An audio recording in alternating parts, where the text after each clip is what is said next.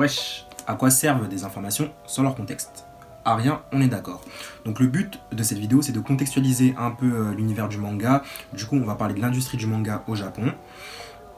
Tout d'abord, les mangas, c'est comme les autres livres. C'est publié dans des maisons d'édition. Les maisons d'édition ayant différents mangas, en fait, elles ont des magazines de prépublication. En l'occurrence, on va parler de la Shueisha. La Shueisha, c'est un stromon dans l'univers du manga. Déjà, la Shueisha, ça a le Weekly Shonen Jump. Le Weekly Shonen Jump, ça regroupe trop de licences de l'univers du manga. Naruto, Dragon Ball, Bleach, My Hero Academia, Demon Slayer. C'est un délire. Et du coup, la Shueisha, ils ont différents magazines de prépublication. Le Weekly Shonen Jump qu'on vient de citer. Mais il y a aussi le Young Jump, qui est pour un public plus averti. Le Young Jump, ça prépublie Gantz, Kingdom, Terraform Mars, et il y a aussi par exemple l'Ultra Jump. L'Ultra Jump, là actuellement, ça prépublie JoJo's Bizarre Adventure. JoJo's Bizarre Adventure, c'était prépublié dans le Weekly Shonen Jump jusqu'en 2005, et à partir de 2005, ça a été réorienté, on va dire, vers l'Ultra Jump, parce qu'en fait, la partie 7 de JoJo's Bizarre Adventure a été considérée comme trop violente pour le public visé par le Weekly Shonen Jump. Du coup, JoJo's Bizarre Adventure partie 7 a été transférée vers l'Ultra Jump. Et du coup, comme je viens de le dire, un magazine de prépublication, ça a un public visé.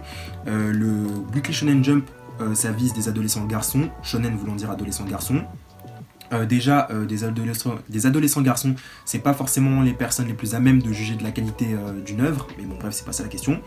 Mais ensuite, le Weekly Shonen Jump, c'est un fonctionnement particulier, c'est-à-dire que chaque semaine, les lecteurs votent pour les œuvres qu'ils aiment le plus, c'est-à-dire qu'ils font un classement, et à partir de ça, la maison d'édition a une première information sur l'avis du public sur les œuvres, mais ça, c'est qu'une première indication. Il y a aussi les ventes qui comptent. C'est-à-dire que si un manga n'est pas très bien classé dans le Weekly Shonen Jump, mais que ses ventes fonctionnent bien, le manga il a trouvé son public, donc ça pose problème à personne que ça se vende pas bien.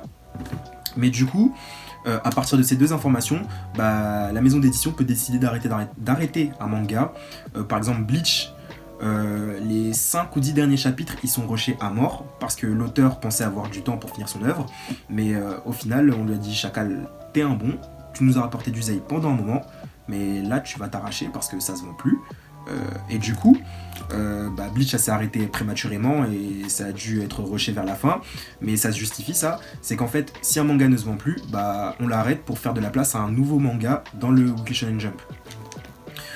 Du coup, ce premier élément qui est l'avis du public, ça donne une première idée sur la pression que subissent les mangaka.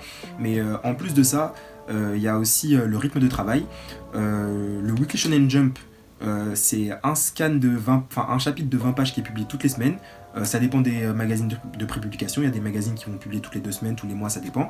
Mais le Weekly Shonen Jump, c'est 20 pages toutes les semaines. C'est plutôt intense parce qu'on a un tome de 200 pages qui est publié tous les 2 ou 3 mois, là où pour la bande dessinée occidentale, on a un tome de 60 pages à peu près qui est publié tous les 6 mois, voire tous les ans. Ça dépend. Du coup, je crois que un auteur de manga, ça dort 4 à 5 heures par nuit en moyenne, ce qui fait que les auteurs de manga ont une charge de travail énorme. Le rythme il est plutôt intense. Il y a quelques exceptions à ce rythme. Je crois que Eiichiro Oda avec One Piece, il a droit à une pause toutes les 3 à 4 semaines. En fait, c'est pour lui laisser le temps de prendre du recul sur son œuvre et du coup mieux la gérer. Mais même cette pause, elle est pas ouf parce qu'en vrai, ça fait 20 ans qu'il travaille sur One Piece. Et comme Eiichiro Oda, c'est un charbonneur, cette pause en vrai, c'est vraiment que du charbon. Vu que One Piece, c'est vraiment une œuvre super complète et que faut vraiment qu'il ait le recul pour bien maîtriser son œuvre. Sinon, il y a aussi Togashi avec Hunter x Hunter. Lui, carrément, il a un passe-droit de fou furieux. S'il veut publier, il publie en fait. Je crois que il y a eu des pauses d'Hunter x Hunter d'1 ou 2 ans. Il peut ne pas te sortir de chapitre pendant 6 mois, t'en sortir un et repartir pour 6 mois de pause. C'est vraiment comme il veut. Mais ces deux exceptions-là du Weekly Shonen Jump, elles sont dues au fait que les 2 mangas se vendent bien, donc ça pose problème à personne. Du coup, là on a fait le tour de la question par rapport à la charge de travail, et je voulais aussi aborder l'éditeur. C'est-à-dire qu'en fait, pour être publié dans un magazine, il y a 2 grosses méthodes. Soit un jeune mangaka peut participer à un concours comme le prix Tezuka. Du coup, si tu participes à ce concours et que ton manga peux gagner un prix. Si tu gagnes un prix, bah, tu as le droit à un one-shot dans le Weekly Shonen Jump. Sinon, bah, si ton travail a plu à un éditeur pendant le concours, bah, l'éditeur il peut dire bah, vas-y, viens avec moi, on va faire un bail. Mais il y a encore une autre méthode, à part le fait de participer à un concours, il y a le fait de carrément envoyer ton travail à la maison d'édition. Si ton travail plaît, bah, on te met en contact avec un éditeur, et l'éditeur du coup il va te dire bah, vas-y, c'est carré ce que tu as fait, mais vas-y, on va changer ça, on va changer ci, et si tu changes ça, bah vas-y, on se lance, on lance le bail. Donc du coup, l'éditeur c'est entre le conseiller et le supérieur hiérarchique, mais ça peut amener une bonne chose à un éditeur. Par exemple pour Dragon Ball Z dans la saga Cell, au début, on avait 2 antagonistes donnés, mais l'éditeur a dit à Toriyama bah en fait j'aime pas tes antagonistes, tu vas les changer. Du coup, Toriyama les a changés pour un nouvel antagoniste. Là encore, l'éditeur a dit bah j'aime pas sa forme, change-la, c'est mieux. Toriyama l'a changé. L'éditeur n'était pas encore satisfait par la forme qu'il avait donnée à son antagoniste. Du coup, Toriyama a changé une dernière fois la forme de l'antagoniste et on a eu la forme finale de cet antagoniste qui est la meilleure. Donc ça peut amener de bonnes choses, mais ça peut amener de mauvaises choses aussi. C'est-à-dire que dans le cas de Death Note, les auteurs voulaient arrêter le manga Death Note à la mort d'un personnage, mais les éditeurs ont tellement insisté auprès des auteurs que ils ont fait une deuxième partie à Death Note qui est moins bonne que la première, mais la maison d'édition elle s'en fout parce qu'en vrai elle a fait son bif, étant donné que Death Note ça marchait bien, bah, les gens ils ont continué de consommer. Et du coup on voit bien que l'éditeur ça a vraiment du poids auprès de l'auteur.